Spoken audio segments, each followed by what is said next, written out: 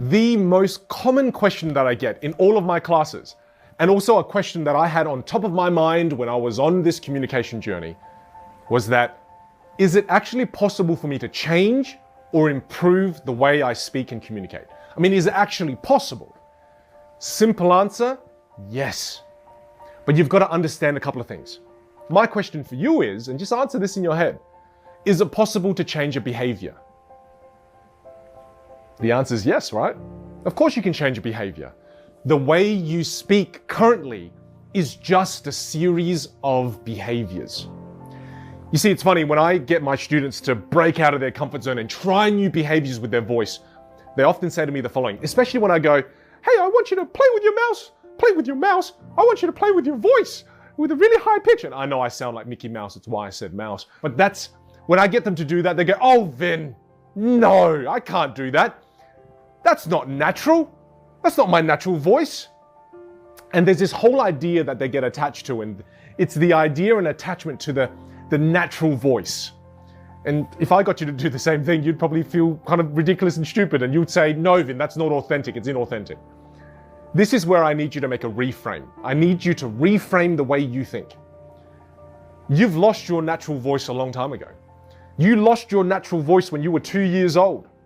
That's the last time you had your natural voice. The voice you have right now is not your natural voice. The voice you have right now is your habitual voice. Yes, it's a series of habits that you've adopted from those that you admire when you were young. So if mum growing up was very, very loud and she projected her voice a lot like my mum did, then you would start to adopt those speaking habits. But if, for example, dad was a little more softly spoken and you really looked up to dad when you were young, then you would adopt those series of habits that cause you to speak rather somewhat softly. So the voice that you currently have is not your natural voice. Stop being so psychologically attached to that. The voice you have right now is just a series of habits. It's a habitual voice. And one of the reasons why it's so difficult for people to break out of these series of habits is because they've been doing it for years. Depending on where you are right now in your journey, you could have been repeating the same set of habits for the last 5 years, 10 years, 20 years, 30 years, 40 years, 50 years. So the difficulty in changing or improving the way we communicate comes from the series of habitual habits that we've embedded into our communication style. It's so important to start to detach ourselves from the habits, because to communicate masterfully requires you to learn a whole new series of habits. It requires you to learn the more impactful habits and habits that are way more influential, as opposed to just being stuck in a neutral set of habits that you've learned from those people around you randomly, because that's how we learn them. We just kind of adopt them randomly. We don't even think about it. Whereas what I'm asking you to do here is to become more intentional about this learning journey. Become more intentional about how you approach learning communication skills. Start to really look at where you're currently at. Recognize that it's just a series of habits. Don't be so attached to them. Let me show you a few videos of my students where you see me pushing them in my classes. And the reason I push them to the extent which you'll see in a moment, the reason I have to do this is because, again, many of us are so psychologically attached to the way we currently sound. Heck, it's why one of my vocal teachers tells me that, she says this line, she says, your voice is your personality. Really, hear that again. Your voice is your personality. That's why you're so attached to it. And as you go on this journey of self-development and self-improvement when it comes to your communication skills, sometimes it freaks some people out. Because as you change the way you communicate, it indicates to others a change in personality. So I want you to just watch these videos in a moment and watch how amazing it is when they break out of those habits and they're able to access these new habits. Just check these videos out.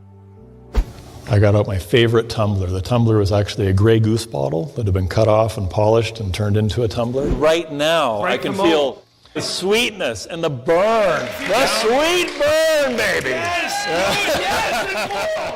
Just go even higher than that. Come on. Hey, man. Hey, let's get aluminum cans. Yes. You came to life. He's alive. He's alive. Okay. Come on, come to life with me. Bring it. All right.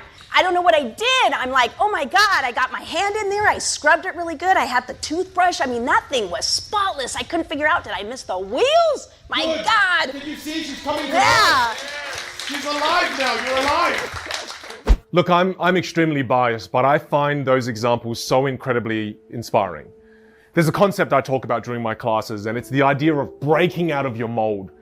You know, all these years we've had all these habits that we've repeated non-stop, and we don't think about it. And what happens is these habits get baked into us, and it forms this really thick mold all around us. And it's so difficult for those students of mine to break out of their comfort zones and try on new behaviors that when examples like that happen on stage, it's just truly inspiring. So what I want to do now is I want to teach you a self-awareness technique so you can become aware of what your habits actually are. What are your habitual habits that you continually use when you speak? What are they? Let me share with you the following. This is a process that I've developed to really help my students understand. I mean, how do they currently come across when they speak to other people? What do other people see? What do other people hear? And what do other people feel when you communicate? So I created a process called record and review. And this is an amazing little process that allows you to see what others see, hear what others hear, and feel what others feel every time you open your mouth and you speak. So the first thing you've got to do is you've got to film a 5-minute video of yourself speaking. So film a 5-minute video of yourself speaking and make sure it goes for a full 5 minutes. All right? And make sure it's improvised. You know, stand there, turn the camera on, use your phone, and just talk about your favorite food. Talk about your favorite place in the world that you want to be able to travel to. Talk about your favorite friend, your favorite person in the world. But you've got to go for a full 5 minutes. And the reason this is important is because we want to draw out some of those habits. We don't want you to read something you read every day, because then you'll be able to eliminate some of the bad habits that's limiting your potential. So make sure it's improvised. Speak, and let's see what your habits actually are. Now, once you've got that video, you're going to review it in 3 different ways.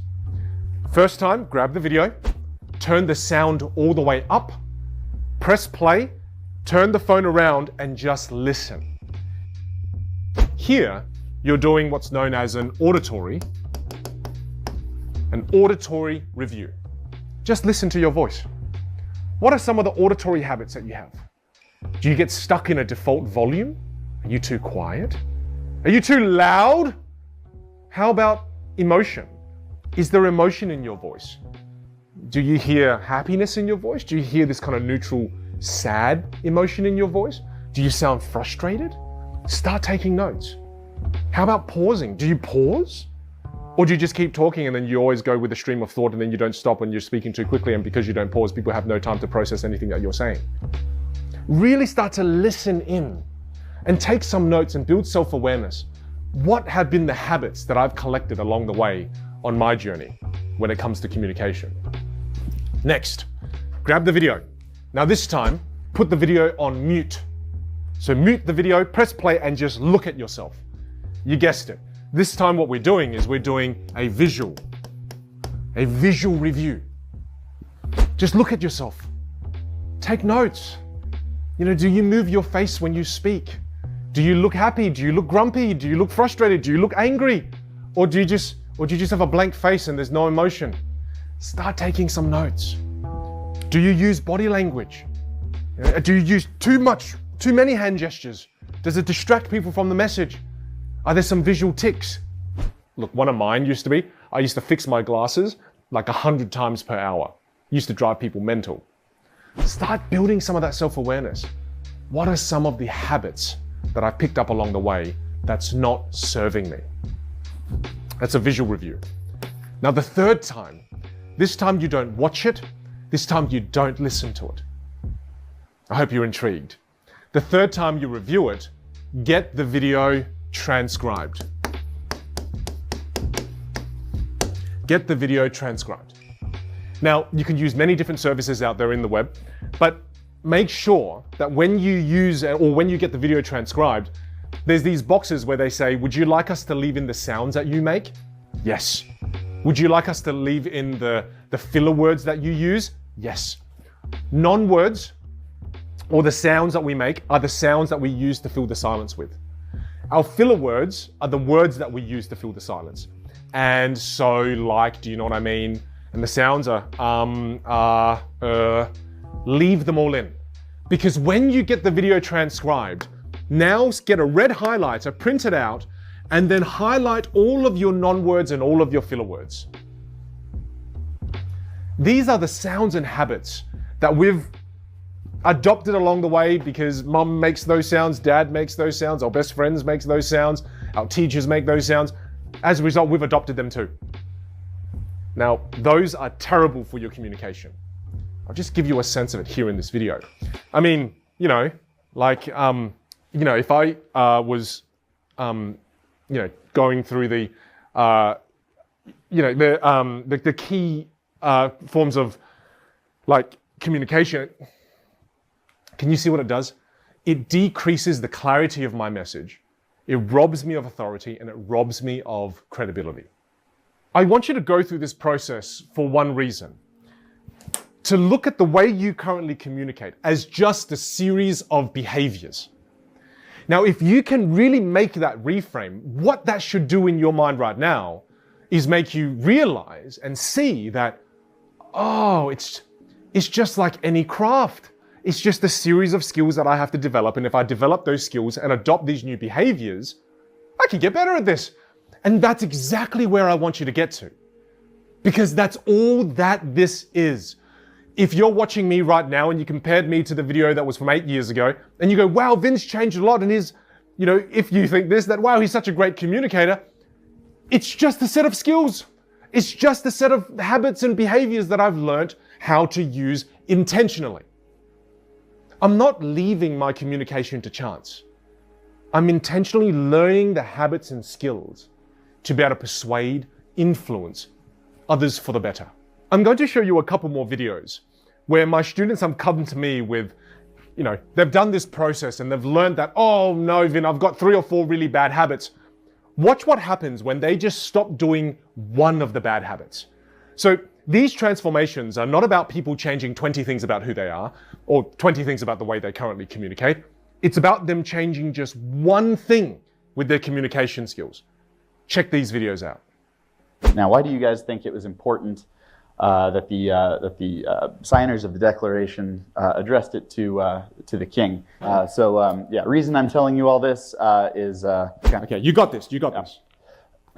Sit at the edge of the table, notes next to him, and he posed the question to the class, why was it important that the framers of the Declaration of Independence, why was it important for them to address the Declaration to the king and not to Parliament?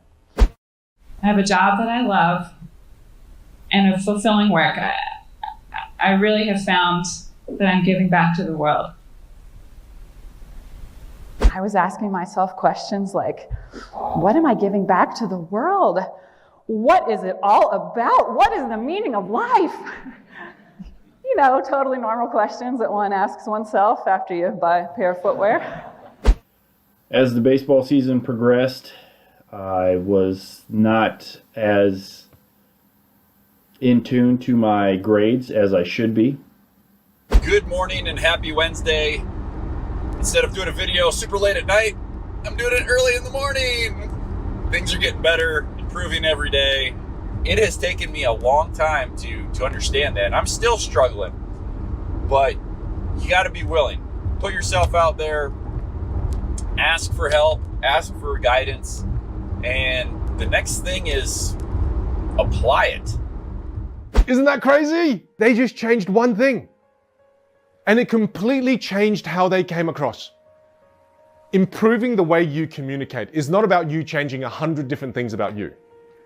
You saw the power of just changing one thing. Just one. Imagine what would happen for you if you learnt about all the important behavioral changes that you need to make so that you can become the best version of you. Just think for a second. If you could master this skill set, the ability to communicate freely, the ability to build trust, the ability to influence, the ability to persuade, if you learnt this skill set, just imagine for a second, what would that do for you in your life personally and in your life professionally? Communication is honestly the key to everything in life. It's why I use this quote all the time. If you improve this one skill, this is the tide that lifts all boats. Think about how many different areas in your life you use your ability to communicate. When you talk to your family, when you talk to your colleagues, when you spend time with your community, when you go to the shops and spend time with complete strangers. In all areas of our lives, we communicate. So if you take the time to improve this one skill, this is not hyperbole, this is a skill that can completely transform the way you live. In this next video, I want to share with you a lesson that has helped me and thousands of my students maximize our potential. Now, I don't believe in shortcuts in life, but this next lesson that I'm going to share with you is literally one of the most powerful life hacks that I know. See you in the next video.